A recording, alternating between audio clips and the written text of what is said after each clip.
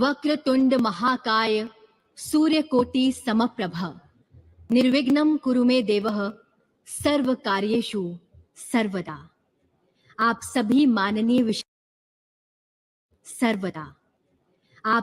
माननीय विशिष्ट जनों को गणेश चतुर्थी की हार्दिक शुभकामनाएं।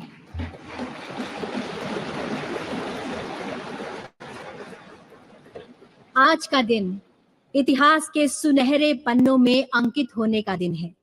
ये दिन परिवर्तन का है, एक नए शुभ आरंभ का, पुरातन से नवीनता की ओर बढ़ने का, परंपराओं को साथ लिए आधुनिकता के साथ कदम ताल करने का।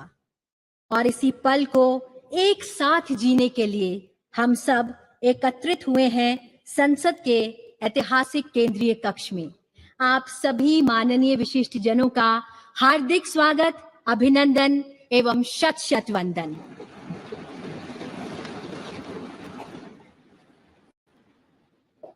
कार्यक्रम को प्रारंभ करने हेतु मेरा सादर अनुरोध माननीय संसदीय कार्य मंत्री जी से कि वे स्वागत संबोधन प्रस्तुत करें। आप सभी को नमस्कार।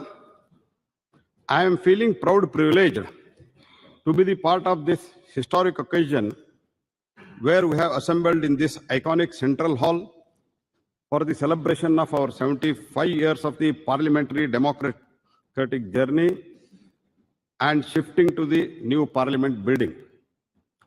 First of all, I welcome Honorable Vice President of India and the Chairman of Rajya Sabha, Shri Jagdeep Dhankar ji, to gracing this momentous occasion. I welcome the most popular, dynamic, Honorable Prime Minister, Shri Narendra Modi ji, who has been real force behind giving us the new temple of democracy in the shape of new state-of-art Parliament House building, which is emerging as a symbol of Atmanirbhar Bharat. I also welcome Honorable Speaker Shri Om Birla ji, Deputy Chairman Rajya Sabha Shri Harivansh ji, Leader of the Rajya Sabha Shri Piyush Goyal ji, Leader of the Opposition Rajya Sabha Shri Mallikarjun Kharge ji, Leader of the largest opposition party in the Lok Sabha, Shri Adhir Ranjan Chaudhary ji, all my colleague ministers, other senior leaders, fellow MPs from both the houses of the parliament, to this function which has been organized to commemorate the last sitting of both the house held yesterday in the respective chambers. Today onwards, our two houses of the parliament shall have their sittings in the new Parliament House building. We all know that this central hall has witnessed transfer of power from Britain to Bharat.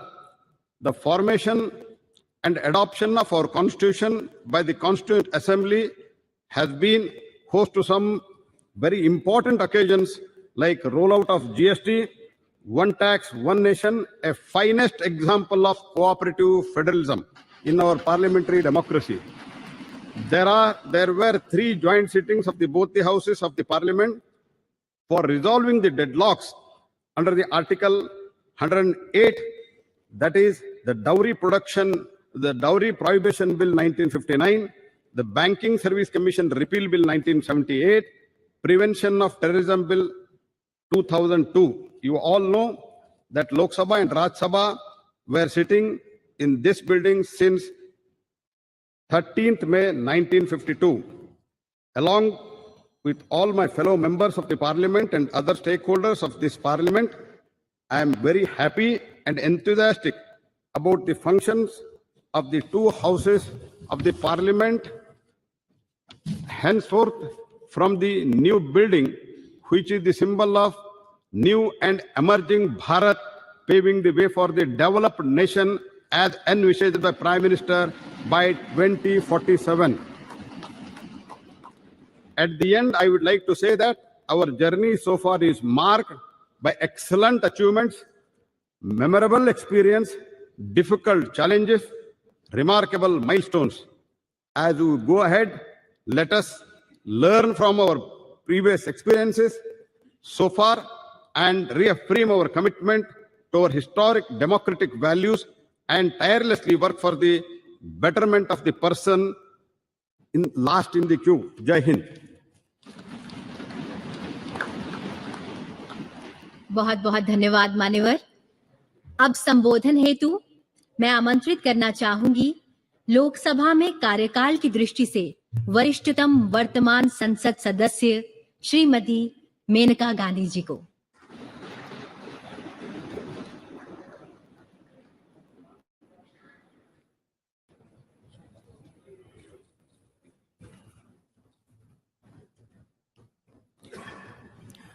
Honorable Vice President, Chairman of the Rajya Sabha, Honorable Speaker, Honorable Prime Minister, Ministers, and esteemed colleagues of this distinguished House.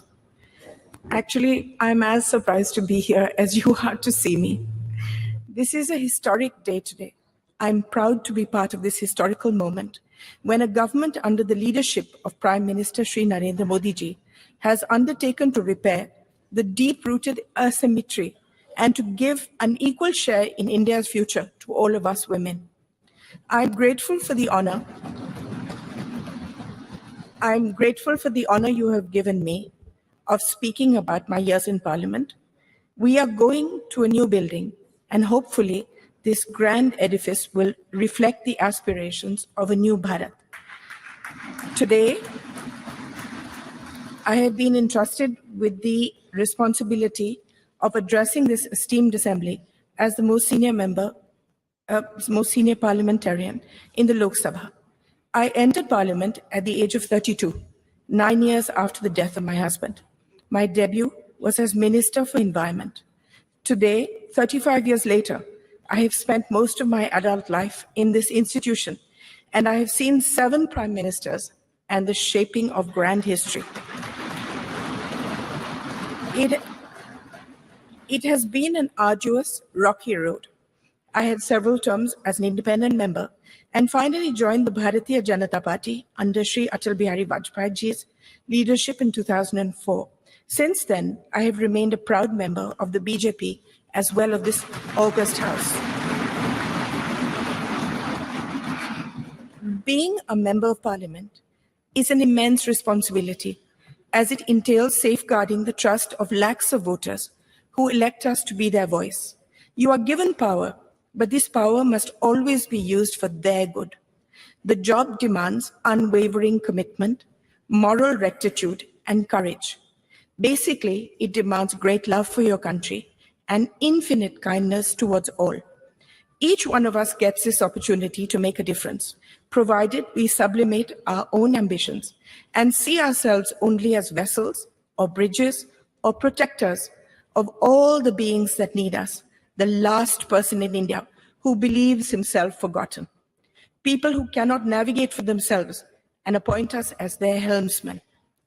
I have tried to make the most of every minute to bring about change wherever I am, whether as Environment Minister, when many institutions and laws that safeguard us were passed, as Social Justice Minister setting up a LIMCO, which now looks after all the disabled in the country, Childline, which was regarded internationally as the best institution for looking after street children, stopping child labor in the carpet industry.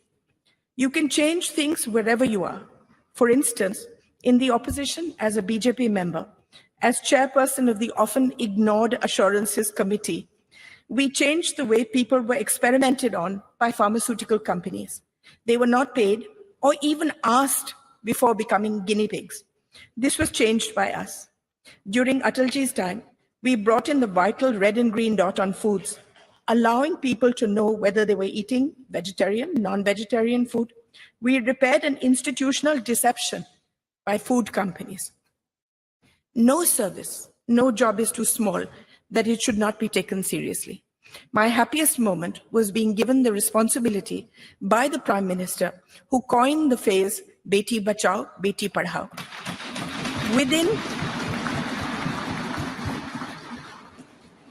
Within 2 years, we changed the thought of the country, the entire thought of the country. And the statistics show that it is a lasting change. From 130 women per 1,000, a shameful statistic, it rose to 950. Crores of girls were saved. Not only that, it is now seen as a shame and a crime to do away with girl children, whether in the womb or newly born. Now that we are going into a new building, a new phase, I want to tell all the young people here that politics is never fulfilling unless you have a grand passion and a commitment outside it, unless a fire of curiosity burns within you. No service is too small in the service of Mother India. What I have learned is that each constituency is your family. Within my family, there are a million microcosms of individual families. Each of them depend on us. We are a part of their lives as they are of ours. I have seen my primary duty to look after each family that has placed itself in my care by electing me, by seeing me as one of their own. In this matter, I wish to say that the Prime Minister has seen beyond people as a statistic and has meticulously seen to the needs of each individual family.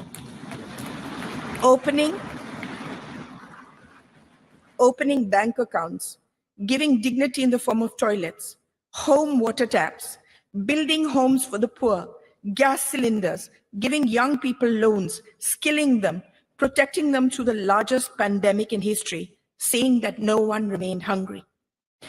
Before I end, I would like to tell you a few things that I have learned in my long journey so far. Never give up. There are times in all our lives where the world sits heavy on our shoulders and there doesn't seem any path ahead. It will take courage, determination, and a commitment to something larger than ourselves to forge ahead. Have faith in the goodness of your fellow man. Quieten your mind and soldier on. Believe in yourself. You are an instrument of goodness. If you fight for good, you will always be protected. Use the pain that we all have in our hearts to make yourself a better human being, not to embitter you. Use the pain in your heart to see the pain in the hearts of millions of beings around you and dedicate your life to them. I want to speak to all the women here. The world is still an unequal place, and we as women need to be the greatest champions of and for each other. We need to support and protect each other, especially young women across the social spectrum who lead a marginalized existence so that they have the ability to forge their own destinies. There is no greater power in the world than the power of empathy and kindness, and this transforms the life of someone weaker than you. Kindness serves as its own reward. The greatest bank balance that we will ever possess is that of good deeds that we leave in our wake. That is the only legacy that will remain. My faith in God is unwavering. I see Him in everyone and everything. I see everything as sacred. I leave you with one thought. We are all part of one divine thread, and we are all connected, closer than we can imagine. Let us, irrespective of any differences we may have, wish happiness, protection, and on this holy day of Ganesh Chaturthi, a life free of obstacles for us and all our countrymen. Illuminate the lamp of goodness in our hearts. Jai Hind, Jai Bharat.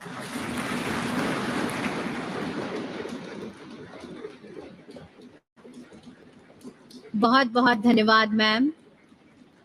आपने बिल्कुल सही कहा। ये वो देश है जहां बेटियां आगे बढ़ती हैं। ये वो देश है जहां परंपराओं के साए में आधुनिकता पनपती है। ये वो देश है वसुधैव कुटुंबकम, जिसका नारा है विश्वगुरु भारत, ये देश हमारा है। अब मेरा सादर अनुरोध लोकसभा में सबसे बड़े विपक्षी दल के नेता श्री अधीर रंजन चौधरी जी से कि वे अपना संबोधन प्रस्तुत करें। Honorable Vice President of India, Honorable Speaker Lok Sabha, Honorable Prime Minister of India, Parliamentary Affairs Minister of both the houses, Opposition leaders, Kharge ji, all my senior leaders and distinguished, esteemed colleagues of both Lok Sabha and Rajya Sabha. Having seized this opportunity without making any compunction. Without mincing any word, I must state that I feel elevated and elated of having been stood in this podium, which had witnessed a caravan of historical episodes and numerous momentous events in the midst of the galaxy of luminaries who had rigged up their brain and burned the midnight oil to frame the Constitution of India in this august house, which is called at the time Constituent Assembly. So we are proud of all of them, numbering 389 members, including 296 from British India and 93 from princely states. In this house also, in this house, in the year 1947, 22nd January, the objective resolution, numbering 8, was passed, was adopted, which was proposed by Jawaharlal Nehru ji also, which had inspired the shaping of our constitution in subsequent stages also. So now, in this august house, all of us are well experienced and known the journey, the odyssey of our constitution. From colonial past to independent India, we have observed the transition of the destiny of this great country named after India. It is astonishing to note that those 389 members intensively discussed among them for 2 years, 11 months, and 19 days, and produced the largest constitution of the world, led by Baba Saheb Ambedkar, the father of Indian Constitution. We have been gifted with 395 articles. Also, 22 parts and 8 schedules. So naturally,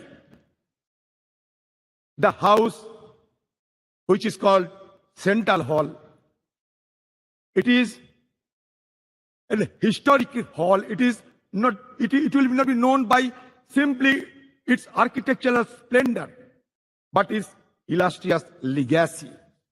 Now I come to the point that our ability to attain developed nation status by 2047 hinges on the active involvement of our citizens and the unwavering dedication of their representatives.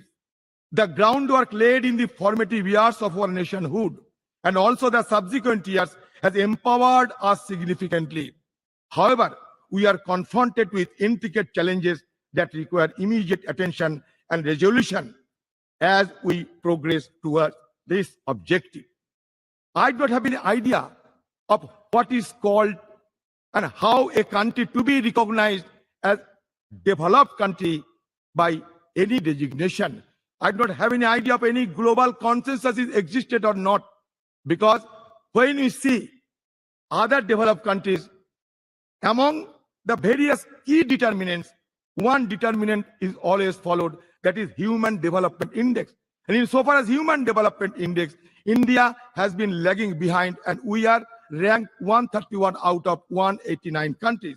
At present, disconcerting reports reveal that the top 10% of India's population controls a staggering 77% of nation's total wealth.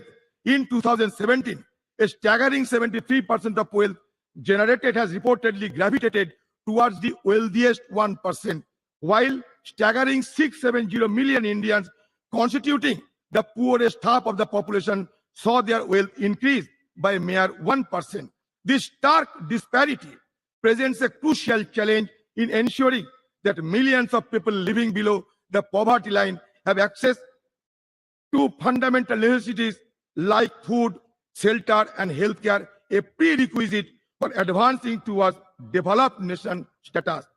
While India boasts of a sizable youth population, high unemployment rates pose a significant hurdle to leveraging this demographic advantage. Addressing these challenges paramount, necessitating a concerted focus on job creation and the encouragement of entrepreneurship. It is essential to enable India's youthful population to contribute substantially to the country's economic growth and development. Despite India being the world's fifth largest economy, our per capita GDP falls far behind that of developed nations. Tackling this economic growth challenge requires pro-growth government policies, maintaining low inflation, reducing interest rates, alleviating unemployment, fostering a skilled workforce, bolstering purchasing power, stimulating demand, and enhancing the healthcare and education sector. India must prioritize the development of a globally competitive, labor-intensive manufacturing sector capable of generating significant employment opportunities. In sum, addressing the pressing issue of high youth unemployment is a pivotal step for India's march toward developed nation status by 2047. I am impatient. I do not want to vote till 2047. Why not before 2047? To realize the vision of becoming developed nation, India must pursue a growth trajectory that is both comprehensive and sustainable. Economic growth must be all-inclusive, benefiting every citizen. An overarching focus on human development, encompassing access to healthcare, education, and essential services must be implemented holistically. The challenge of transforming India into a developed nation by 2047 are substantial, encompassing poverty, infrastructure deficit, and environmental sustainability. By implementing a holistic strategy that encompasses infrastructure development, attraction of investment, enhancement of education, promotion of innovation, social welfare, environmental conservation, paying emphasis on manufacturing and integration of technology, India can pave the way for its emergence as a developed nation. It is only with unwavering determination, collective commitment, that the country can realize this visionary goal and unlock its potential on the global stage. I will conclude by saying that धरती सिखाते हमने सबको बोझ उठाना, गगन सिखाते हमने ऊपर उठते जाना, सूरज की लाली से सीखा जग आलोकित करना, चंदा की किरणों से सीखा सबको पीड़ा हरना, पर्वत ने सिखाए हमने दृढ़ संकल्प बनाना, नदी सिखाए हमने आगे बढ़ते जाना, सागर की लहरों ने सिखा दुख सुख सहे जाना, और तूफान ये सिखलाते हैं आफत में ना घबराना और आफत से टकराना. हम चाहते हैं कि ये separation of power should be maintained in a judicious manner and also in presence of all the guiding light of our country. I must suggest that India is not a homogeneous society, rather it is a heterogeneous society. But now the need of the hour is to maintain the harmonious society. With this word, I am concluding my speech. Thank you. Jai Hind, Bande Mataram. धन्यवाद sir. अब मेरा सादर आग्रह है राज्यसभा में सदन के नेता श्री पीयूष गोयल जी से कि वे अपना वक्तव्य प्रस्तुत करें. राज्यसभा के सभापति आदरणीय जगदीप धनखड़ जी, श्रद्धेय प्रधानमंत्री श्री नरेंद्र मोदी जी, लोकसभा अध्यक्ष आदरणीय ओम बिरला जी, उपसभापति श्री हरिवंश जी, श्री मल्लिकार्जुन खड़गे जी, श्री आदिर रंजन चौधरी जी, श्री प्रहलाद जोशी जी, माननीय सांसदगण, नमस्कार. गणेश चतुर्थी के पावन अवसर पर आप सभी को हार्दिक शुभकामनाएं. विघ्नहर्ता गणपति बापा सभी को सुख एवं शांति प्रदान करें और देश की प्रगति के लिए हमारे प्रयासों को सफल बनाएं. हमारे संविधान के निर्माता भारत रत्न डॉक्टर बाबा साहेब अम्बेडकर जी तथा संविधान सभा के माननीय सदस्यों की स्मृति को मेरा कृतज्ञ वंदन। विगत 75 वर्षों में देश की सेवा करने वाले सभी सम्मान्य सांसदों को भी मेरा सादर नमन। कल हम सभी ने इस भवन में सार्थक चर्चा की और अपनी यादों और अनुभवों को सबके साथ साझा किया। आज नए संसद भवन में प्रवेश करना एक ऐतिहासिक पल है जो हम सभी के लिए यादगार रहेगा। इस शुभ अवसर पर मैं आप सभी को बहुत बहुत बधाई देना चाहता हूं। नया संसद भवन हमारी सांस्कृतिक विरासत और आधुनिकता का जीवंत उदाहरण है। नए संसद भवन में स्थापित प्राचीन सेनगोल से प्रेरणा लेकर हम सभी कर्तव्य भावना से देश सेवा के तत्पर रहेंगे। आदरणीय प्रधानमंत्री श्री नरेंद्र मोदी जी के दूरदर्शी नेतृत्व में भारत एक वैश्विक शक्ति बन रहा है।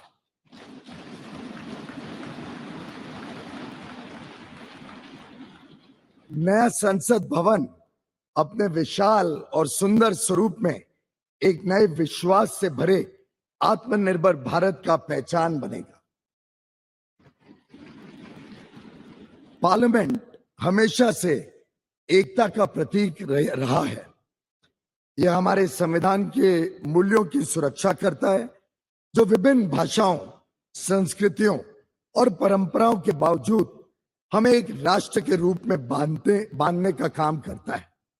यहाँ अनुभव का ज्ञान और युवाओं की ऊर्जा मिलकर 140 करोड़ देशवासियों के उज्जवल भविष्य को आकार देने का काम करते रहेगी।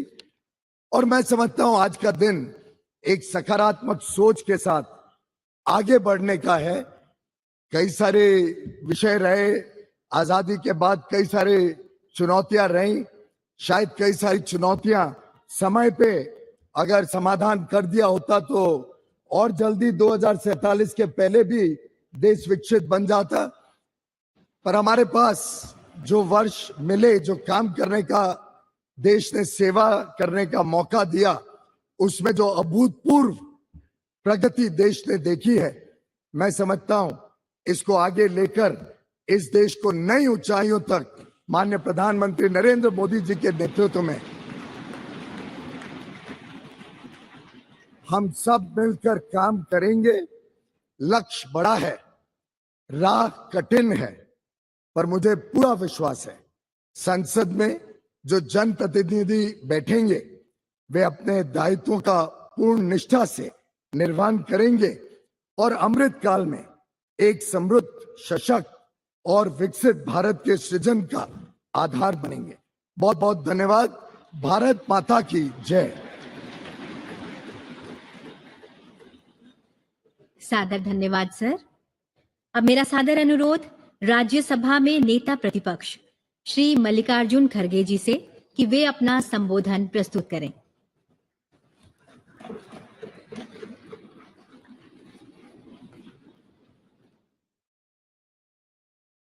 Honorable Vice President of India, Honorable Prime Minister, Honorable Speaker Lok Sabha, Honorable Leader of the Rajya Sabha, Honorable Shri Adiranjan Chaudhary ji, Honorable Minister of Parliamentary Affairs, Honorable Members of Parliament, and all the respected leaders. We have all gathered here today to commemorate the rich legacy of the Parliament of India in this historic Central Hall. When we talk about Indian parliamentary heritage, the hallowed precinct of this Parliament House and the Central Hall, where we have gathered today, hold a very special significance, the Constitution of India is the bedrock of Indian democratic polity. It is in this very central hall that the Constituent Assembly held its sittings from 1946 to 1949, spanning a period of 2 years, 11 months, and 17 days. Today, we humbly recall the phenomenal contributions made by Dr. Rajendra Prasad, the first President of India, Pandit Jawaharlal Nehru, the first Prime Minister, and architect of modern India, Sardar Vallabhbhai Patel, the first Home Minister of India, and Dr. B.R. Ambedkar, architect of Indian Constitution. It is also an occasion to recall with gratitude the contributions of Sri G.V. Malvankar, Dr. Sarvapalli Radhakrishnan, and also acknowledge the collective contribution by members of the Constituent Assembly, Provisional Parliament, and first and all subsequent Lok Sabha. This central hall was witness to Pandit Nehru's tryst with destiny speech on the eve of India's independence. And yesterday, the Prime Minister also mentioned this in his speech. I'm thankful to you because you remembered this historic speech on this yesterday's occasion. Sir, the India's independence during his speech, the Pandit Nehruji inter alia stated, which I quote, long years ago, we have made a tryst with destiny, and now the time comes when we shall redeem our pledge, not wholly or in full measures, but very substantially. At the stroke of the midnight hour, when the world sleeps, India will awake to life and freedom. A moment comes, which comes but rarely in history, when we step out from the old to new, when an age ends, and when the soul of the nation, long suppressed, finds utterances. As the clock struck 12, all the members of the Constituent Assembly took the following pledge. At this solemn moment, when the people of India, through suffering and sacrifices, have secured freedom, I, a member of the Constituent Assembly, do dedicate myself in all humility to the service of India and her people to the end that this ancient land attain her rightful and honored place in the world and make her full and willing contribution to the promotion of the world peace and the welfare of the mankind. These words spoken on the day of this historic speech of Pandit Jawaharlal Nehru. I wish to emphasize at this juncture that this is all due to the collective and dedicated effort by parliamentarians cutting across the party lines over the past 7.5 decades. This rich legacy has formed a strong foundation for India's growth as a powerful democratic nation. Every nook and corner of the Parliament House has witnessed the evolution of our parliamentary democracy over the past 75 years. As we bid adieu to the Parliament House and move to the new Parliament building today, I am overwhelmed with emotions and tinge of pathos, we would, of course, be continuing our parliamentary duties in the new Parliament building, but will miss the Parliament House. The success of the institution lies in the upholding constitutional values and ideals. The idea that institutions are sacrosanct and essential for the success is a fundamental principle in governance and development. We should commit ourselves to adhere to and preserving the constitutional values and parliamentary traditions as the country moves ahead in effectively performing parliamentary duties and in our endeavors for the growth of our nation. To build this country, forgetting our parties, political parties, we should be one to build the nation, to protect the nation, to protect the Constitution, to protect the democracy. This must be our aim. With these words and one quote I will say, no man can be grateful at the cost of his honor. No woman can be grateful at the cost of her chastity. And no nation can be grateful at the cost of its liberty. So to protect our liberty, to protect our integrity, we must work all together. That is the only way to build the nation. Thank you. Jai Hind. बहुत बहुत धन्यवाद मान्यवर। अब मेरा मान्य आग्रह है माननीय लोकसभा अध्यक्ष श्री ओम बिरला जी से कि आप हम सभी को अपने शब्दों द्वारा अनुग्रहित करें। माननीय उपराष्ट्रपति जी, माननीय प्रधानमंत्री जी, राज्यसभा में सदन के नेता, संसदीय कार्य मंत्री जी, प्रतिपक्ष के नेता, लोकसभा में सबसे बड़े दल के नेता, सभी माननीय मंत्रीगण, सभी माननीय संसद सदस्यगण, आज संसद भवन के इस ऐतिहासिक कक्ष में जो हमारी देश की आजादी का साक्षी रहा, जो संविधान निर्माण का साक्षी रहा, जिसमें अनेक परिवर्तन एवं ऐतिहासिक निर्णय हुए, इसी केंद्रीय कक्ष में माननीय राष्ट्रपति जी का उद्बोधन भी हमें मिला। विश्व के कई राष्ट्र अध्यक्षों ने यहां संबोधन करते हुए हमारे लोकतंत्र के प्रति आस्था व्यक्त की और आज इस केंद्रीय कक्ष से हम सब लोग नए संसद भवन की ओर प्रवेश कर रहे हैं। ये नया संसद भवन हम सबके लिए नई आकांक्षाओं, नई अपेक्षाओं और नई उम्मीद, नई उमंग के साथ होगा, मेरी ऐसी आशा है।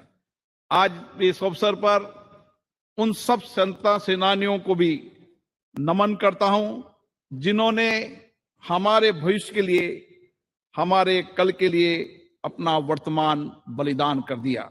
मैं आज उन महान नेताओं को भी नमन करता हूं जिन्होंने इस केंद्रीय कक्ष में दुनिया का सबसे बड़ा संविधान निर्माण में अपना अमूल्य योगदान दिया, जिन्होंने देश में आर्थिक सामाजिक परिवर्तन लाने में अपना दायित्व निभाया। आज हम उन सभी मान्य सदस्यों को भी स्मरण कर रहे हैं, याद कर रहे हैं जो हमारे बीच में नहीं रहे, लेकिन जिन्होंने अपने संवैधानिक दायित्वों का निर्वहन करते हुए देश की प्रगति में योगदान दिया। मैं आज संसद के उन सभी माननीय सांसदों का भी हार्दिक अभिनंदन करता हूं जिनके लंबे संसदीय अनुभव का लाभ आज हमें मिल रहा है। ये संसद भवन अनेक ऐतिहासिक घटनाओं, निर्णयों और परिवर्तनकारी कानूनों के निर्माण का साक्षी रहा है। हमारी संसद कई घटनाओं का मंच रही है जिन्होंने 75 वर्षों में इस देश को एक ऐसा स्वरूप दिया है जो दुनिया में एक नई ताकत और सामर्थ्य रखता है। हमारी संसद देश की करोड़ों जनता की अभिव्यक्ति एवं भावनाओं का माध्यम रही है, जहां हमें लोकतांत्रिक संस्कृति के अनुरूप चर्चा और संवाद से अनेक चुनौतियों का समाधान निकाला है और कई श्रेष्ठतम प्रतिमान स्थापित की हैं। इन 75 वर्ष की संसदीय लोकतंत्र की गौरवशाली यात्रा में हमने देश में कई क्रांतिकारी बदलाव भी किए। आज जनता नए भारत के लिए आकांक्षी है। आज लोगों को हमसे अपेक्षाएं बढ़ी है, आकांक्षाएं बढ़ी हैं, उम्मीद बढ़ी है। ऐसे में हमारी जिम्मेदारी और बढ़ जाती है कि हम अपने संवैधानिक दायित्वों का शुद्ध अंतर्करण से निर्वहन करें और उनकी अपेक्षाओं, आकांक्षाओं और उम्मीदों को पूरा करें और आकांक्षी भारत के सपनों को साकार करें। मान्यवर, हम सबका सौभाग्य है कि हम ऐसे कालखंड के जनप्रतिनिधि हैं जिस समय भारत हर क्षेत्र में तेजी से आगे बढ़ रहा है। हमारी लोकतांत्रिक संस्कृति और हमारा श्रेष्ठ नेतृत्व के कारण हम पूरे विश्व को एक परिवार के रूप में लेकर वैश्विक चुनौतियों का समाधान के लिए भारत एक सार्थक भूमिका निभा रहा है। आज हम नए भवन में प्रवेश कर रहे हैं। नए भवन में प्रवेश करते समय विकसित भारत बनाने की हमारी प्रतिबद्धता को हम दोहराने का अवसर भी है। हमारा संकल्प है कि हम इसी संसदीय लोकतंत्र से सामूहिक चर्चा, संवाद, सहमति, असहमति और कठिन परिश्रम से सारे देश की जन भागीदारी के साथ इन आकांक्षाओं को पूरा करेंगे। विश्व के सबसे बड़े संसदीय लोकतंत्र होने के नाते हमारी जिम्मेदारी और बढ़ जाती है। इसलिए आवश्यक है कि हमारी संसद हर एक मुद्दे पर चर्चा करे, सार्थक सकारात्मक दिशा दे, कानून बनाते समय सारगर्भित चर्चा हो, सकारात्मक के साथ चर्चा हो, ताकि हम देश को और अधिक समर्थ एवं समर्थ बना सकें। और इसमें हमारी संसद की उल्लेखनीय भूमिका होनी चाहिए। आजादी के इस अमृत काल में हम 2047 तक विकसित भारत के निर्माण के लक्ष्य को लेकर चल रहे हैं। विकसित भारत बनाने का ये लक्ष्य हमारी संसद के माध्यम से साकार होगा। हम ऐसे संकल्प की प्रतिबद्धता के साथ नए भवन में प्रवेश करेंगे जहां हमारी भागीदारी भी होगी, जनता की अपेक्षाएं भी पूरी होगी और नए आकांक्षी भारत और 2047 में विकसित भारत के सपने को भी पूरा पकाएंगे।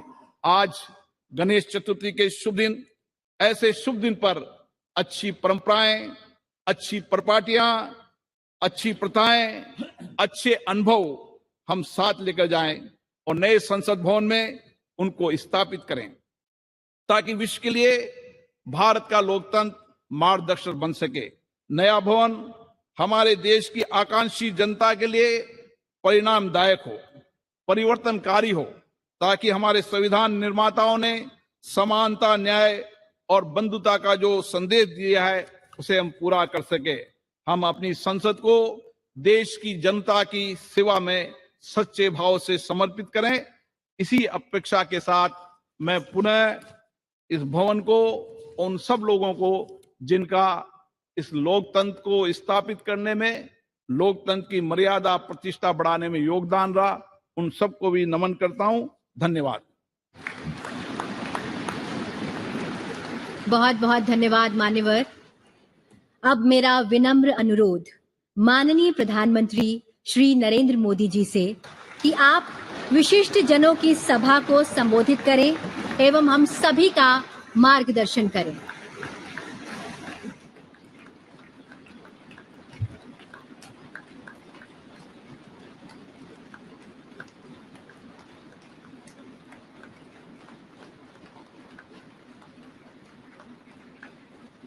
आदरणीय उपराष्ट्रपति जी, आदरणीय स्पीकर महोदय, मंच पर विराजमान सभी वरिष्ठ महानुभाव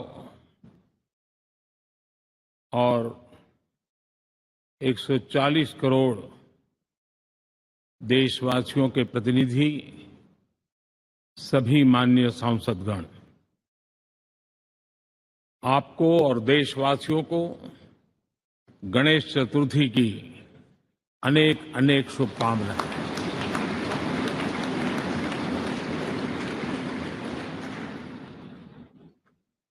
आज नए संसद भवन में हम सब मिलकर के नए भविष्य का श्री गणेश करने जा रहे हैं।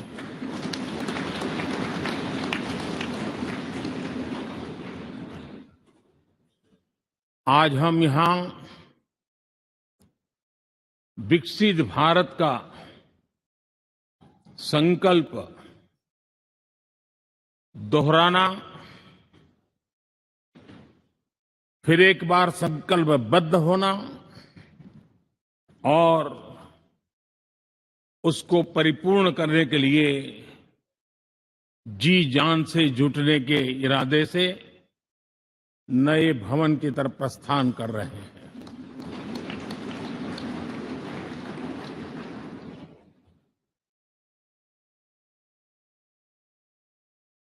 सम्माननीय सभागृह, ये भवन और उसमें भी ये सेंट्रल हॉल एक प्रकार से हमारी भावनाओं से भरा हुआ है। हमें भावुक भी करता है और हमें हमारे कर्तव्य के लिए प्रेरित भी करता है। आजादी के पूर्व ये खंड एक प्रकार से लाइब्रेरी के रूप में इस्तेमाल होता था, लेकिन बाद में संविधान सभा की बैठक यहां शुरू हुई और उन संविधान सभा की बैठकों के द्वारा गहन चर्चा विचारणा कर करके हमारा संविधान यहीं पर आकार लिया। यहीं पर 1947 में अंग्रेजी हुकूमत ने सत्ता हस्तांतरण किया,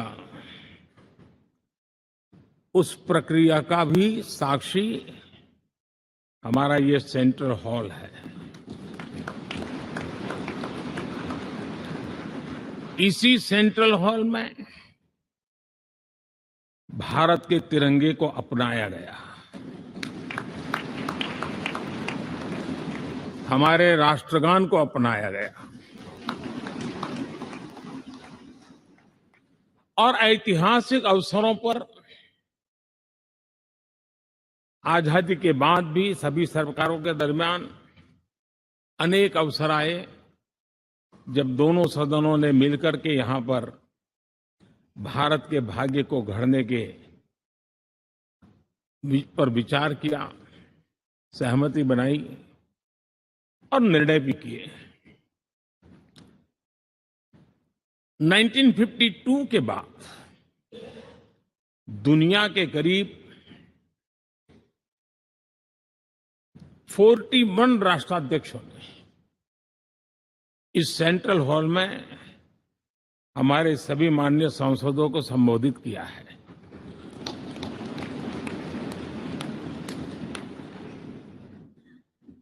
हमारे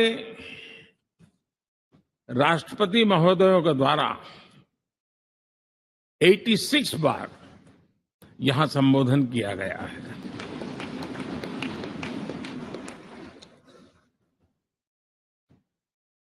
बीते 7 दशकों में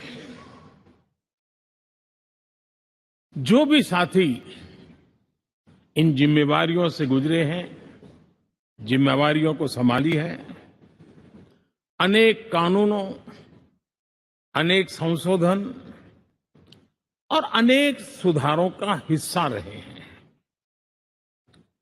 अभी तक लोकसभा और राज्यसभा ने मिलकर करीब करीब 4000 से अधिक कानून पास किए हैं।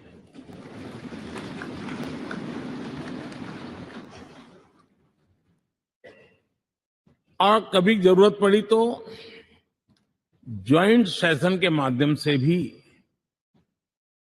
कानून पारित करने की दिशा में रणनीति बनानी पड़ी और उसके तहत भी दहेज रोकथाम कानून हो, बैंकिंग सर्विस कमीशन बिल हो, आतंक से लड़ने के लिए कानून हो, ये संयुक्त सत्र में पास किए गए, इसी गृह में पास किए गए।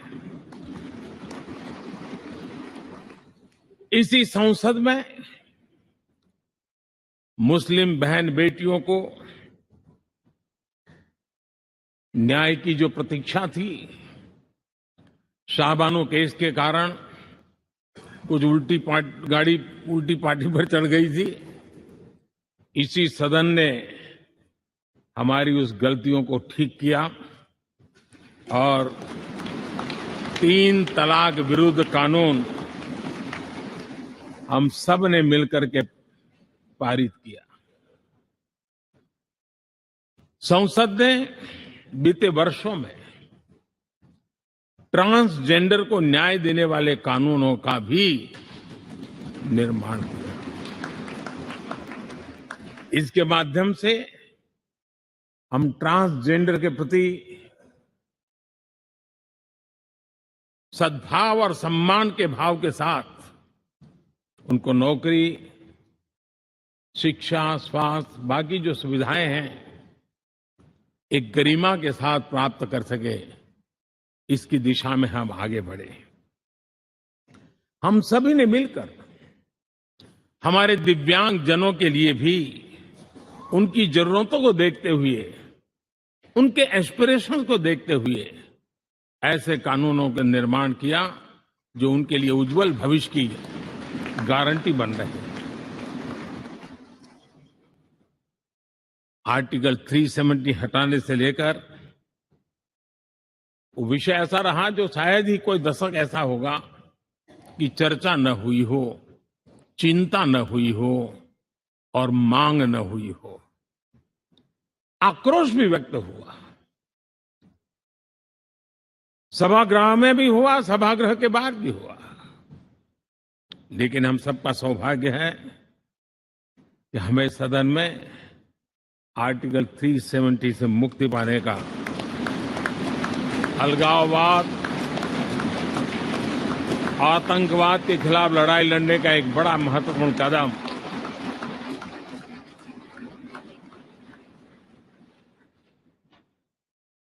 और इस महत्वपूर्ण काम में माननीय सांसदों की, संसद की बहुत बड़ी भूमिका है। जम्मू कश्मीर में इसी सदन में निर्मित हुआ संविधान हमारे पूर्वजों ने दिया हुआ वो महामूल्य दस्तावेज जम्मू कश्मीर में लागू करते हैं तो इस मिट्टी को प्रणाम करने का मन करता है।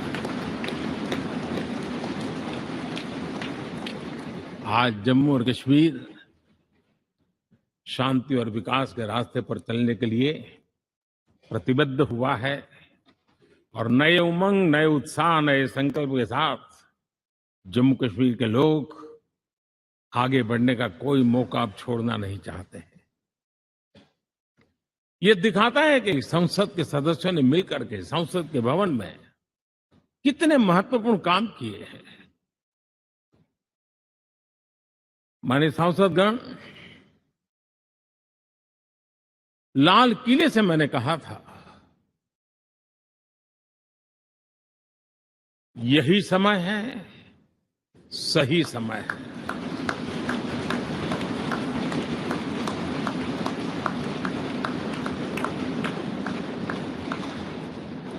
एक के बाद एक घटनाओं की तरफ हम नजर करेंगे।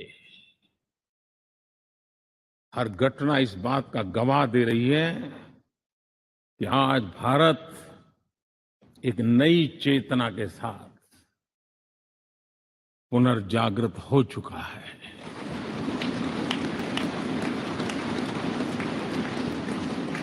भारत नई ऊर्जा से भर चुका है और यही चेतना, यही ऊर्जा इस देश के कोटि कोटि जनों के सपनों को संकल्प में परिवर्तित कर सकती है और संकल्प को परिश्रम की पराकाष्ठा कर करके सिद्धि तक पहुंचा सकती है। ये हम देख सकते हैं।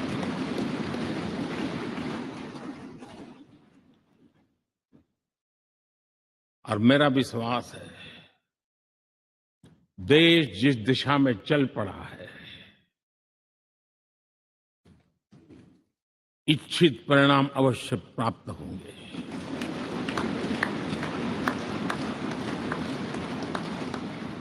हम गति जितनी तेज करेंगे, परिणाम उतने जल्दी मिलेंगे।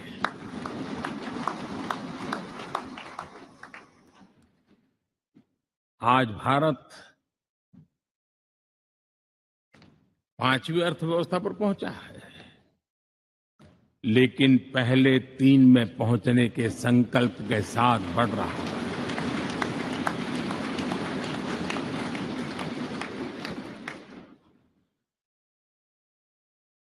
और मैं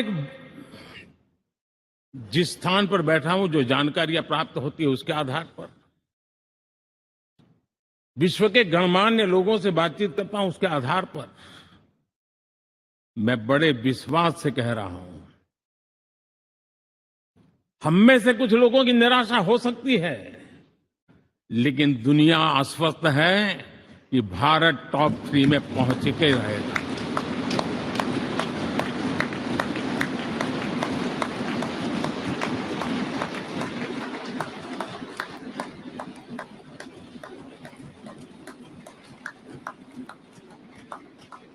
भारत का बैंकिंग सेक्टर आज अपनी मजबूती के कारण से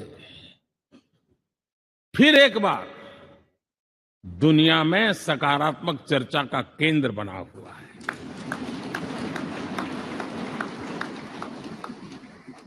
भारत का गवर्नेंस का मॉडल, यूपीआई, डिजिटल स्टैक, मैं इस G20 में देख रहा था, मैंने बाली में भी देखा। टेक्नोलॉजी की दुनिया को लेकर के भारत का नौजवान जिस प्रकार से आगे बढ़ रहा है, पूरे विश्व के लिए कौतुक भी है, आकर्षण भी है और स्वीकृति भी है।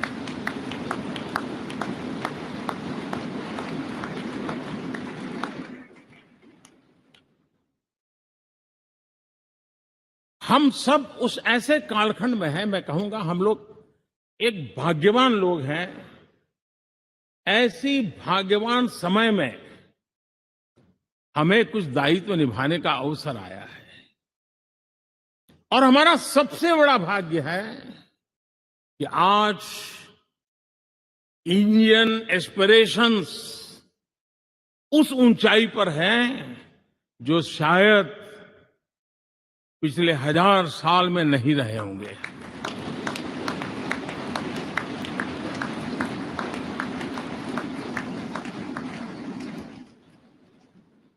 गुलामी के जंजीरों ने उसके एस्पिरेशंस को दबोच के रखा था।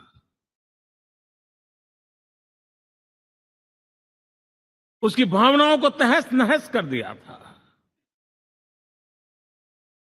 आजाद भारत में अपने सपने संजो रहा था, चुनौतियों से जूझ रहा था,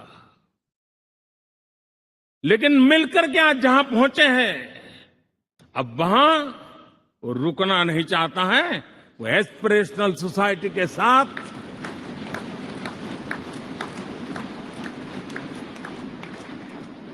नए लक्ष्य गढ़ना चाहता है।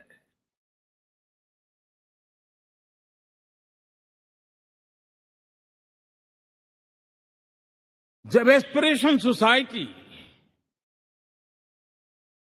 सपने संजोते ही हो, संकल्प लेकर के निकल पड़ी हो, तब पुराने कानूनों से मुक्ति पाकर नए कानूनों का निर्माण करके उज्जवल भविष्य के लिए एक मार्ग प्रशस्त करने का दायित्व हम सभी सांसदों का सविशेष होता है। संसद में बनने वाला हर कानून, संसद में होने वाली हर चर्चा, संसद से जाने वाला हर संकेत इंडियन एस्पिरेशन को बढ़ावा देने के लिए ही होना चाहिए। ये हम सबकी भावना भी है, कर्तव्य भी है और एक एक देशवासी की हमसे अपेक्षा भी है।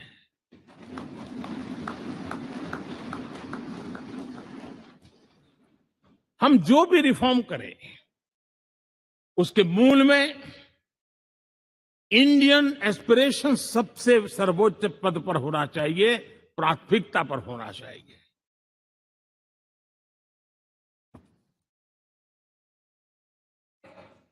लेकिन मैं बहुत सोच समझ करके कहना चाहता हूं, क्या कभी छोटे कैनवास पर कोई बड़ा चित्र बना सकता है क्या?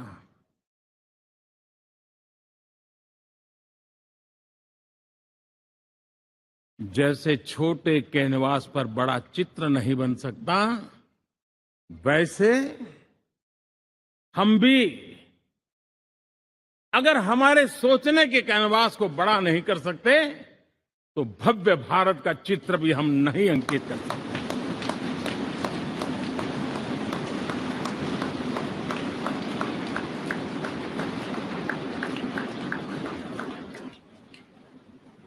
पचहत्तर साल का हमारे पास अनुभव है।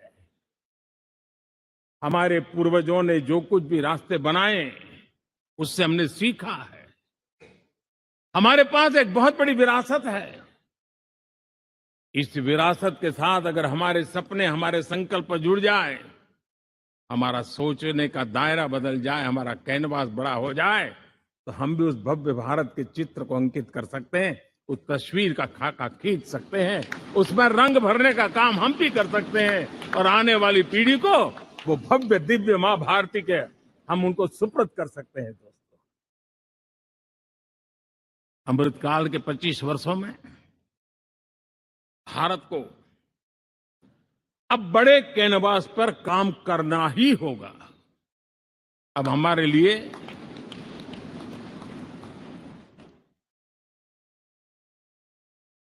छोटी छोटी चीजों में उलझना वो वक्त चला गया है। हमें आत्मनिर्भर भारत बनाने के लक्ष्य को सबसे पहले परिपूर्ण करना चाहिए और हमसे शुरुआत होती है, हर नागरिक से शुरुआत होती है। और आज दुनिया में भी एक समय ऐसा था कि लोग मुझे कहते थे, हमारे बड़े बड़े बुद्धिजीवी और अर्थशास्त्री लिखते थे कि मोदी आत्मनिर्भर की बात करता है तो मल्टीलेटरलिज्म के सामने चुनौती तो बन नहीं जाएगा, ग्लोबल इकोनॉमी के जमाने में ठीक तो नहीं होगा। लेकिन 5 साल के भीतर भीतर देखा, दुनिया भारत के आत्मनिर्भर मॉडल की चर्चा करने लग गई है।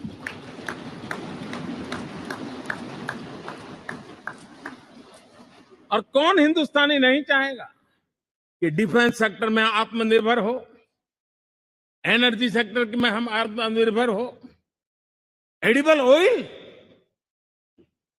क्या इस देश को आत्मनिर्भर नहीं होना चाहिए? कृषि प्रधान देश हम कहते हैं, खाने का तेल क्या अब देश बाहर से लाएगा?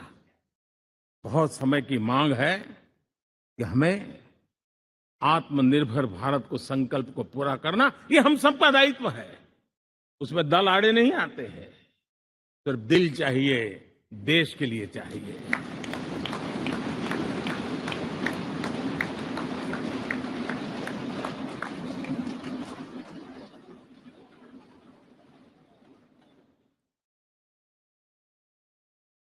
हमें अब मैन्युफैक्चरिंग सेक्टर में दुनिया में सर्वश्रेष्ठ बनने की दिशा में ही कदम रखने होंगे। और मैंने एक बार लाल किले से कहा था, जीरो डिफेक्ट जीरो इफेक्ट। हमारे प्रोडक्ट में कोई डिफेक्ट ना हो, हमारी प्रक्रिया में पर्यावरण पर कोई इफेक्ट ना हो, ऐसा जीरो डिफेक्ट जीरो इफेक्ट वाला हमें दुनिया के सामने मैन्युफैक्चरिंग क्षेत्र में जाना हो। हमारे डिजाइनर, हमारे यहां निर्माण हो रही डिजाइन्स, हमारे सॉफ्टवेयर, हमारे एग्रीकल्चर प्रोडक्ट्स, हमारे हस्तशिल्प, हर क्षेत्र में अब हमें वैश्विक मापदंडों को पार करने के इरादे से ही चलना चाहिए, तब जाकर के विश्व के अंदर हम अपना झंडा फहरा सकते हैं। मेरे गांव में मेरा सबसे अच्छा माल हो, इतनी बात नहीं चलेगी। मेरे राज्य में मेरा सबसे अच्छा प्रोडक्ट नहीं चलेगा, मेरे देश में मेरा सबसे अच्छा प्रोडक्ट नहीं चलेगा, दुनिया में मेरा प्रोडक्ट सबसे अच्छा होगा, ये भाव हमें बताया।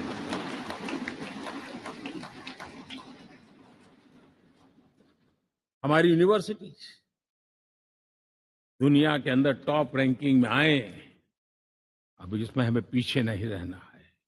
हमारे शिक्षा जगत को नई नेशनल एजुकेशन पॉलिसी मिली है, एक खुलापन है, सर्व स्वीकृत बनी है, उसके सहारे अब हमें चल पड़ना है। और दुनिया के टॉप मोस्ट यूनिवर्सिटीज में अभी जब G20 में विश्व के मेहमान आए तो मैंने नालंदा की एक तस्वीर रखी थी वहां, और जब मैं दुनिया को कहता था 1500 साल पहले मेरे देश में दुनिया की उत्तम से उत्तम यूनिवर्सिटी हुआ करती थी, तो उन सुनते ही रह जाते थे। लेकिन हमें उसे प्रेरणा लेनी है, पर प्राप्त तो अभी करके रहना है, ये हमारा संकल्प होना चाहिए। आज हमारे देश का नौजवान खेल जगत के अंदर दुनिया में हमारी पहचान बना रहा है। टियर 2, टियर 3 सिटी से, गांव, गरीब परिवारों से, गांव से देश के नौजवान, देश की बेटे बेटियां आज खेलकूद के जगत जीवन में हमारा नाम रोशन कर रही है। लेकिन देश चाहता है और देश का संकल्प होना चाहिए कि अब खेलकूद के हर पोडियम पे हमारा तिरंगा भी लहराता होगा।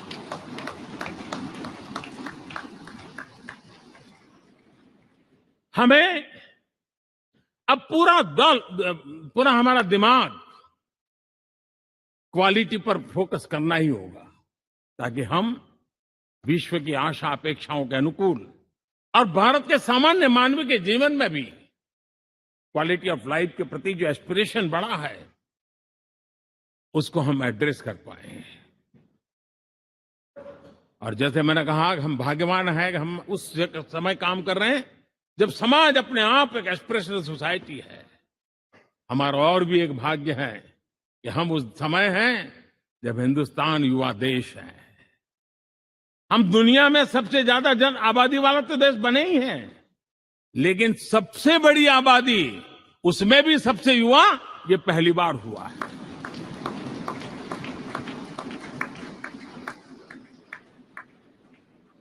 जिस देश के पास ये युवा शक्ति हो, युवा सामर्थ्य हो, तब हमें उसकी टैलेंट पे भरोसा है, हमें उसकी संकल्प शक्ति पे भरोसा है, उसकी साहस में हमें भरोसा है। और इसलिए हम चाहते हैं कि दुनिया में भारत का युवा अग्रिम पंक्ति में नजर आना चाहिए, वो स्थिति पैदा होनी चाहिए। आज पूरी दुनिया को स्किल मैन पावर की बहुत बड़ी जरूरत है, और भारत विश्व की इस आवश्यकता की पूर्ति के लिए अपने आप को सज्ज कर सकता है, और उन आवश्यकताओं को पूरी कर करके दुनिया में अपनी एक जगह भी बना सकता है। और इसलिए विश्व में उनकी आवश्यकता के लिए किस प्रकार के मैन पावर की जरूरत है, किस प्रकार के उनको ह्यूमन रिसोर्स की जरूरत है, उस स्किल मैपिंग का काम भी चल रहा है और उस स्किल मैपिंग के अनुसार भारत के अंदर स्किल डेवलपमेंट की तरफ हम बल दे रहे हैं और जितना ज्यादा हम स्किल डेवलपमेंट पर बल देंगे, भारत के नौजवानों का सामर्थ्य विश्व में अपना डंका बजाने में कोई कमी नहीं रखेगा। और हिंदुस्तानी जहां गया है उसने अच्छाई की छाप छोड़ी है, कुछ कर गुजरने की छाप छोड़ी है। ये सामर्थ्य हमारे अंदर पहले से पड़ा हुआ है और हमारे पहले जो लोग गए हैं उन्होंने इससे छवि भी बना के रखी हुई है। आपने देखा होगा पिछले दिनों करीब 150 नर्सिंग कॉलेज एक साथ खोलने का निर्णय किया। पूरे दुनिया में बहुत बड़ी रिक्वायरमेंट है नर्सिंग की। हमारी बहन, हमारी बेटियां, हमारे बेटे उस क्षेत्र में दुनिया में पहुंच सकते हैं, आसानी से पहुंच सकते हैं। पूरे विश्व की जरूरत है और ये तो मानवता का काम है जिसमें हम पीछे नहीं रहेंगे। आज मेडिकल कॉलेजेस का इतना व्यापक रूप से निर्माण, देश की आवश्यकता तो पूरी करनी ही करनी है, दुनिया की आवश्यकताओं में भी योगदान दे सकते हैं। कहने का तात्पर्य यही है, हर छोटी चीज पर बारीकी से ध्यान देते हुए, उस पर अपना ध्यान केंद्रित करते हुए हमें आगे बढ़ना है। हमें भविष्य के लिए सही समय पर सही फैसले भी लेने होते हैं। हम फैसलों को टाल नहीं सकते। हम राजनीतिक लाभ नुकसान के गणा भाग के अंदर अपने आप को बंधी नहीं बना सकते। हमें तो देश के एस्पिरेशन के लिए हिम्मत के साथ नए निर्णय करने होते हैं।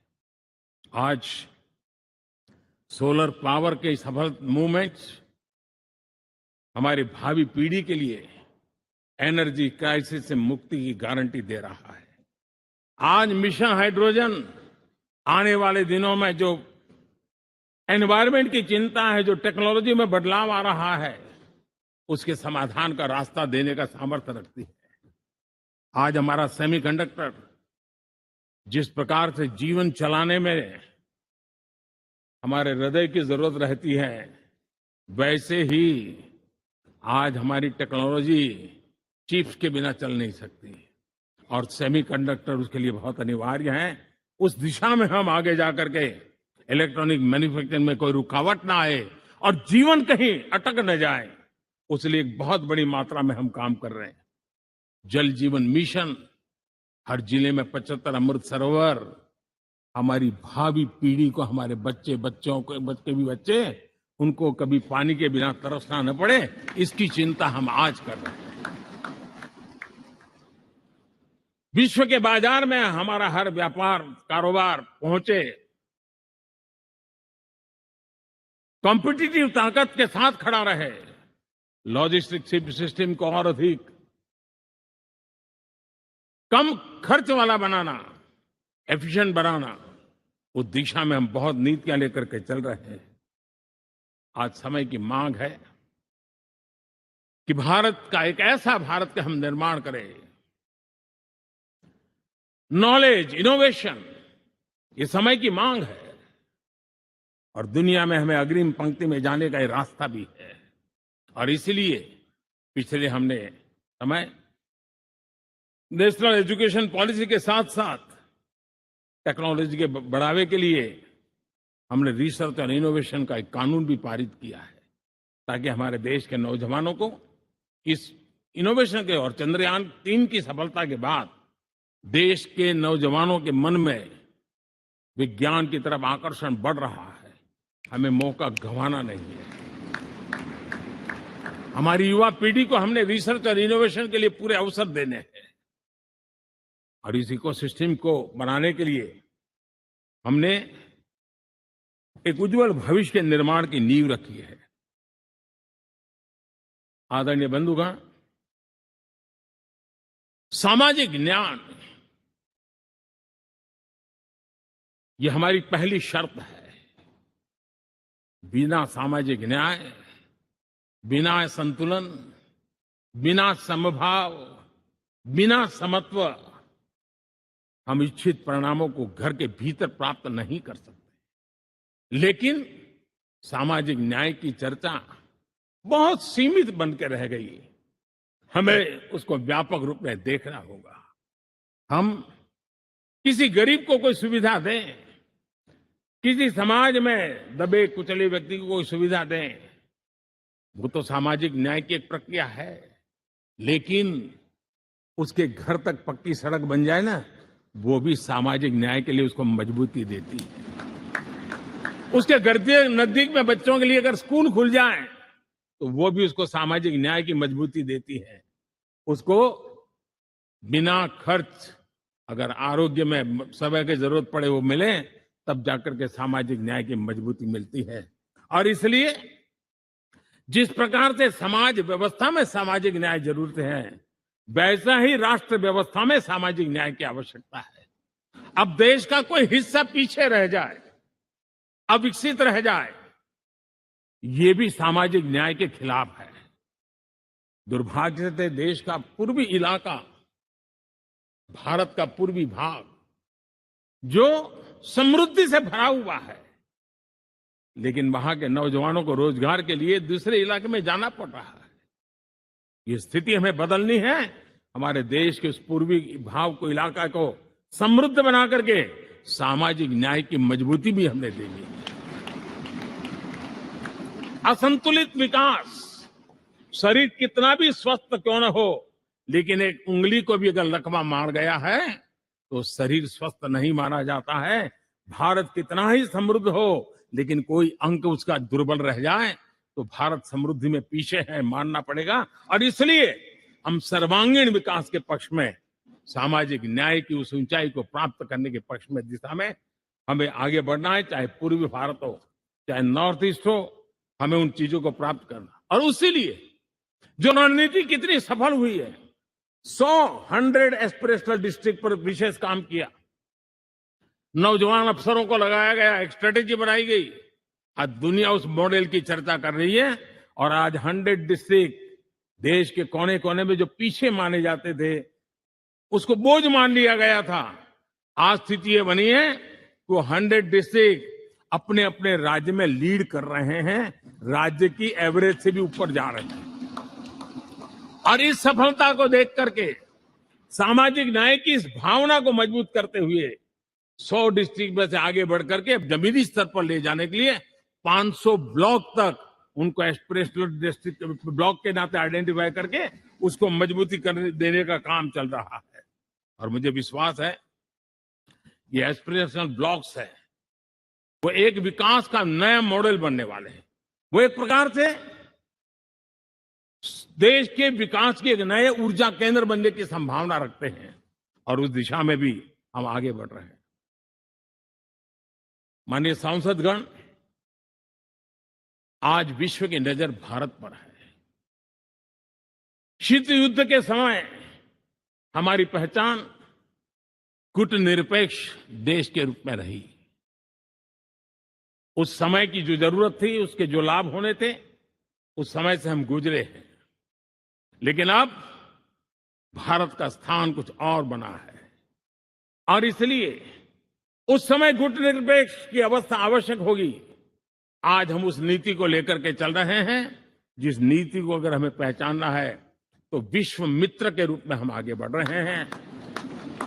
हम दुनिया से मित्रता कर रहे हैं, दुनिया हमारे में मित्र खोज रही है। ये शायद विश्व में एक भारत ने, और दूरी नहीं, हो सके उतनी निकटता, उस रास्ते पर चल करके भी हम अपने विश्व मित्र के रूप में भाव आज सफलतापूर्वक आगे बढ़ा रहे हैं। और मुझे लगता है कि इसका लाभ आज भारत को हो रहा है। भारत आज दुनिया के लिए एक स्टेबल सप्लाई चेन के रूप में उभर रहा है। और आज विश्व की ये जरूरत है। और उस आवश्यकता की पूर्ति करने का काम G20 में भारत ग्लोबल साउथ के आवाज बनकर के उभरा है। ये बीज G20 समिट में जो बीज बोया गया है, मेरे देशवासी आने वाले समय देखेंगे कि वो ऐसा वटवृक्ष बनने वाला है, ऐसा वटवृक्ष बनने वाला है, विश्वास का ऐसा वटवृक्ष बनने वाला है, जिसकी साया में आने वाली पीढ़ियां सदियों तक एक गर्व के साथ अपना सीना तान करके खड़ी रहेगी, ये मुझे विश्वास है।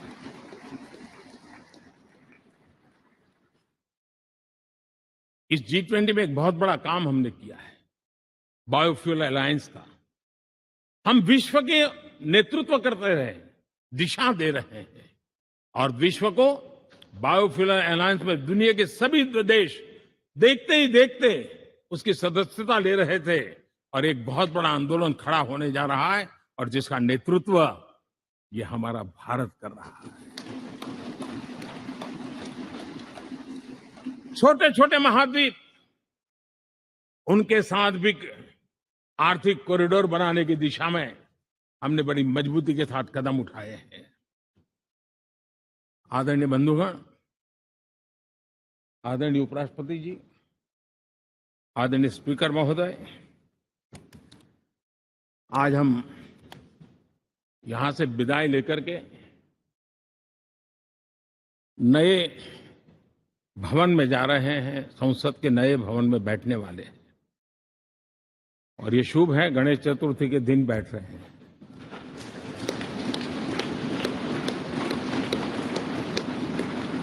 लेकिन मैं एक आप दोनों महानुभावों को एक प्रार्थना कर रहा हूं, एक विचार आपके सामने रख रहा हूं। मैं आशा करता हूं कि आप दोनों मिलकर के उस विचार पर जहां भी जरूरत पड़े मंथन करके कुछ निर्णय अवश्य कीजिए। और मेरी प्रार्थना है, मेरा सुझाव है कि अब हम जब नए सदन में जा रहे हैं, तब इसकी गरिमा कभी भी कम नहीं होनी चाहिए।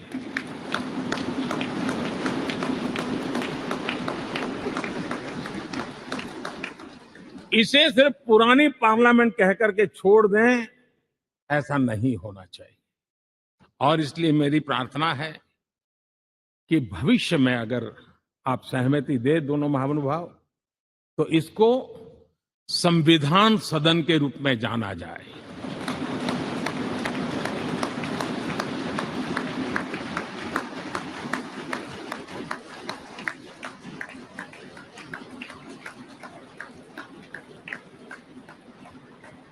ताकि ये हमेशा हमारे रक्त के लिए हमारी जीवन प्रेरणा बनी रहेगी।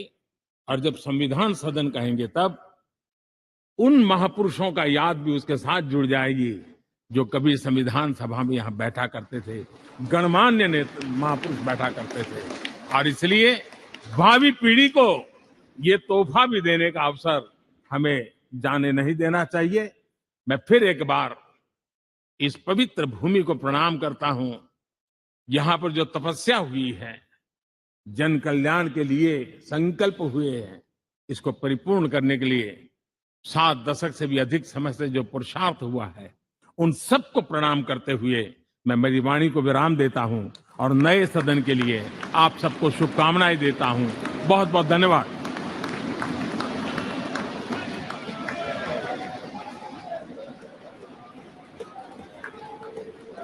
बहुत बहुत धन्यवाद मान्यवर। अब मेरा विनम्र निवेदन माननीय उपराष्ट्रपति जी एवं राज्यसभा सभापति श्री जगदीप धनखड़ जी से कि आप हम सभी का मार्ग प्रशस्त करें।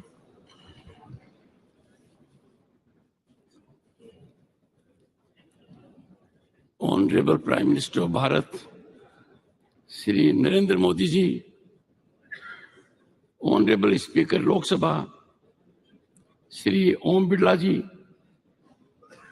Shri Pralhad Joshi ji, union minister of parliamentary affairs, Shri Piyush Goyal ji, leader of house Rajya Sabha, honourable ministers, Shri Adhir Ranjan Chowdhury, leader of opposition in Lok Sabha, Shri Mallikarjun खड़गे ji, leader of opposition Rajya Sabha, honourable deputy chairman Rajya Sabha, and honourable members of parliament. Ganesh Chaturthi की सभी को हार्दिक शुभकामनाएं।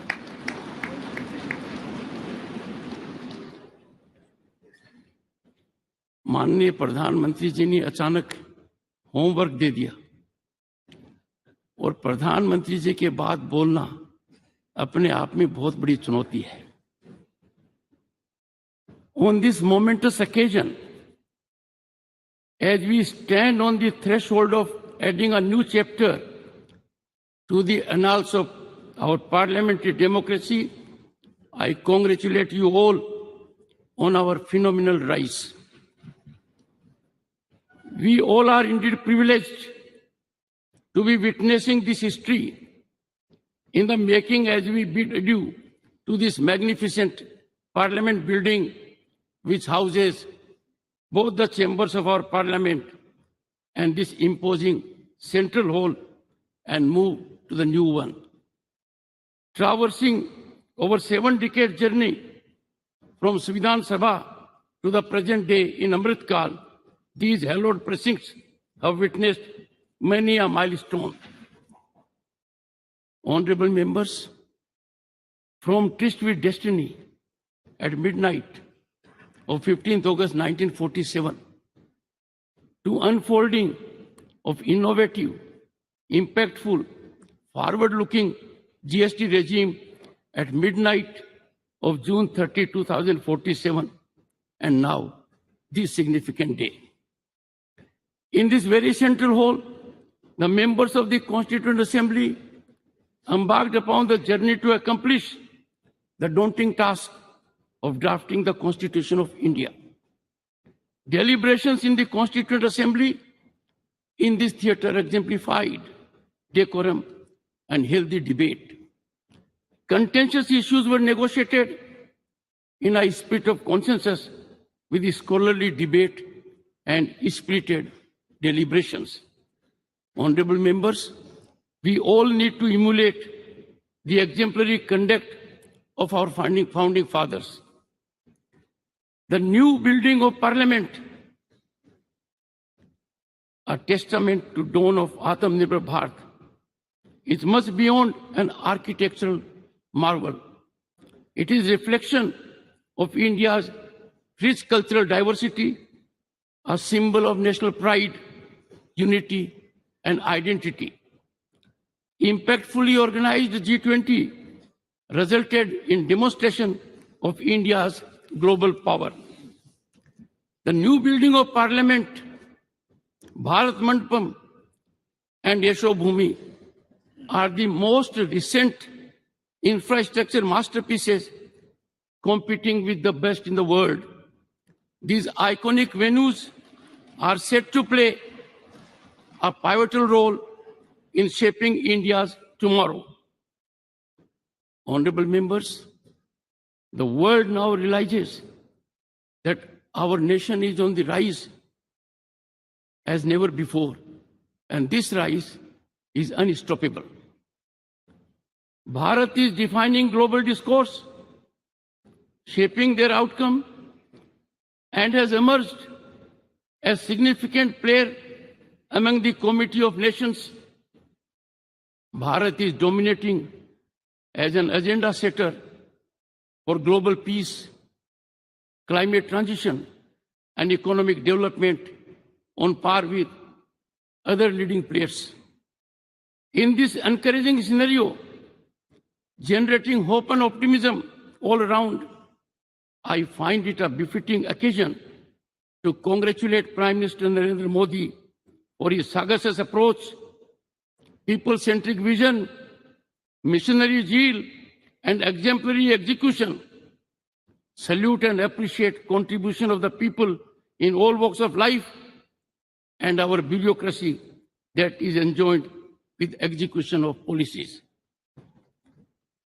Honorable members, time has come to give up once and for all the premise of justifying transgression of conduct and outrageous disregard of rules in the temples of democracy by making reference to past instances. As we march into the new Parliament building, we must enhance cooperation and consensual approach. Time for us to bid farewell to confrontational stance and resolve to ever keep national interest uppermost. Honorable members, it is time, right time, to bury the strategy of weaponizing disturbance and disruption in parliamentary functioning, as these are antithetical to democratic values and can never have sanction of our people who are our ultimate masters. I would like to quote Dr. B.R. Ambedkar, who in his final speech in the Constituent Assembly stated, I quote, "If we wish to maintain democracy, not merely in form, but also in fact, what must we do? The first thing in my judgment we must do is to hold fast to constitutional methods of achieving our social and economic objectives," unquote. Let us heed his clarion call. On this decisive moment, as we are witnessing the transformation of Bharat, appreciations to Prime Minister Narendra Modi's vision and sagacity for fructifying tryst with modernity. We had tryst with destiny in 1947. We are lucky and fortunate by efforts of the Prime Minister that we are having today tryst with modernity for over 1 billion hearts. His role in this monumental task of shaping the destiny of 1/6 of humanity would forever be etched in history. Honorable members, this historic walk to the new building of Parliament in Amrit Kal be the march to Bharat at 2047 as developed nation. Let us in togetherness make the new chambers of the Parliament the sanctorum of our temple of democracy. Jai Hind.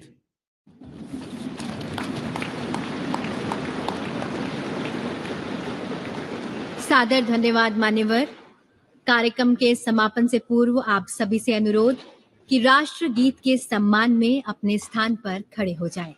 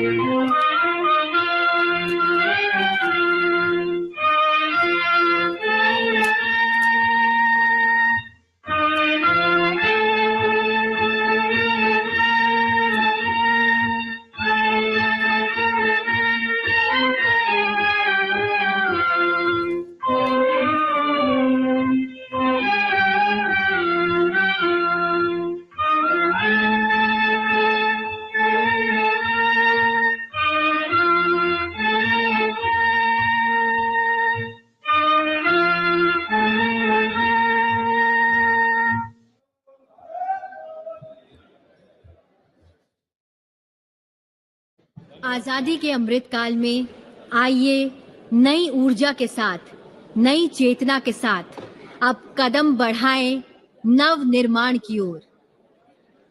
Ganpati Gajanan का आशीर्वाद ले प्रस्थान करें संसद के नए भवन की ओर, जो भव्य है, विशाल है, आत्मनिर्भर भारत का प्रतिबिंब है, नए भारत का जीवंत स्वरूप है, जहां नूतन है और पुरातन भी, जहां कारीगरी है और तकनीक भी। चलिए कदम बढ़ाएं भारत की संसद के नए भवन की ओर और नए लक्ष्यों के साथ रचें नया इतिहास। जय हिंद, जय भारत।